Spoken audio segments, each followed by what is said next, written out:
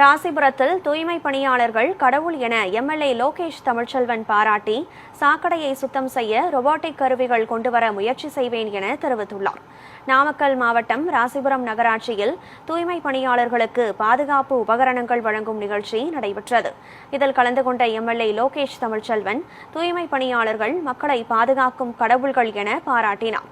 Corona காலத்தில் அவர்கள் எதிர்கொண்ட சிரமங்களை நினைவு கூர்ந்த அவர்கள் பாதுகாப்பாக பணியாற்றுவது அவசியம் என கூறினார்.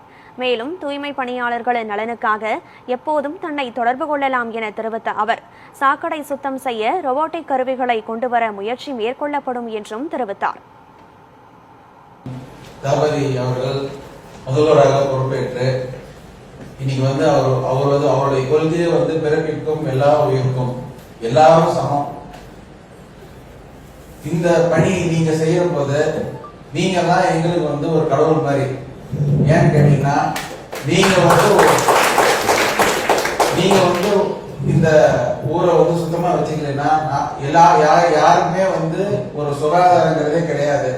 அதனால முதல்ல நீங்க உங்களோட பாதுகாத்துட்டு நீங்க சுகாதாரமா இருக்கணும். நீங்க வேலை செய்யணுங்கிறத நாங்க கேட்டுக்கிறோம். இது பயன்படுத்துறது மூலமா முதல்ல உங்களுக்கு தான் பாதுகாப்பு அதிகரிக்குது.